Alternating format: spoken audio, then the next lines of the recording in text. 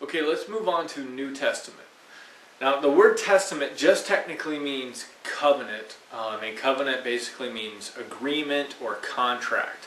Like, if I signed a contract when I joined the faculty of STAC, my contract says I've got to teach so many courses a year.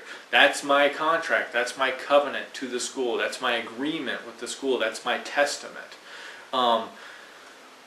The reason why we have the language of New Testament and Old Testament is that in the Old Testament, or in the Tanakh, God makes an agreement with the Israelites. You've probably heard of Moses. According to the story, Moses goes up on a mountaintop. God gives him the Ten Commandments. You see the image of Moses carrying the Ten Commandments on tablets. That's the agreement that God made with Moses and the Israelites. God says, if you follow these rules, I will bless you and take care of you. If you break those rules, I'll crush you. This was the old covenant. According to Christians, that's the old agreement with God. Now there is a new agreement with God through Jesus Christ. So it's like a covenant 2.0, or a revised covenant. Christians therefore label the Tanakh the old covenant, and they call their group of scriptures the new covenant. Again, new version of the covenant with Jesus Christ. Of course, Jews don't see their scriptures as old, so Jews don't refer to their texts as the Old Testament. And it reflects a Christian bias to call it the Old Testament. So again, I won't be calling it the Old Testament in this course. If you hear me refer to it, you'll hear me refer to it as the Tanakh, or as the Hebrew Bible, or the Hebrew Scriptures. So, again, we have the Old Testament, or the Tanakh, or the Hebrew Scriptures. Second, we have the deuterocanonical, or apocryphal texts. Third, we have the New Testament. And the New Testament has 4 types of writings. The first is Gospels. Gospel just technically means good news. Gospel literally translates as good news. Now, in the ancient Roman world, what this meant, basically, if you were talking about a gospel, you were talking about Roman imperial propaganda.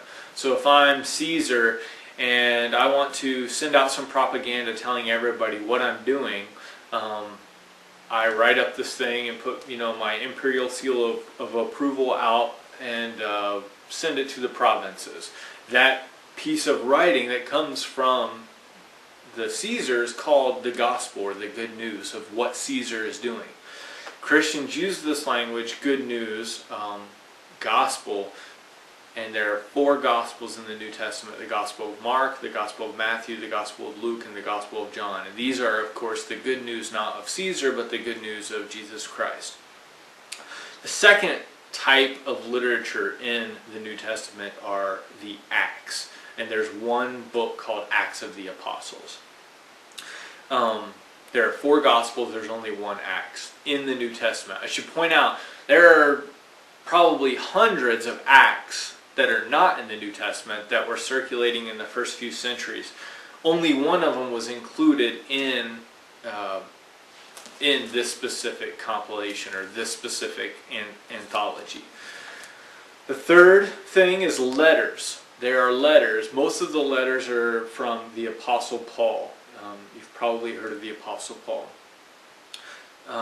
What this means is that, let's say I'm the Apostle Paul, I go to the city of Corinth, I start a church up, all the people are following Jesus, I leave to go start a church elsewhere.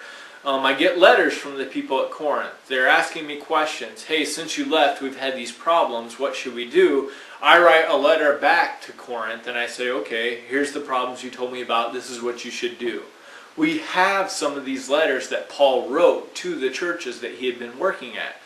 So when you see 1 Corinthians, what that is one of Paul's letters to the Corinthians, or to the church at Corinth. The last type of literature in the New Testament is an apocalypse. When you hear the word apocalypse, you should think end of the world. The Revelation to John is the last book in the New Testament. It's called Revelation to John. Sometimes it's just called Revelation or Revelations. It's what scholars call an apocalypse. It's a portrayal of what happens at the end of the world. Now, like I said before about Acts, there are lots of Gospels, there are lots of Acts, there are lots of letters, and there are lots of apocalypses that are outside the New Testament that early Christians wrote. Only a small selection of these texts actually made it into the official canon or the official anthology that we now call the New Testament. And again, there are 4 types of literature: Gospels, 4 Gospels, Acts, there's only 1 Acts, there are several letters, and there's 1 apocalypse.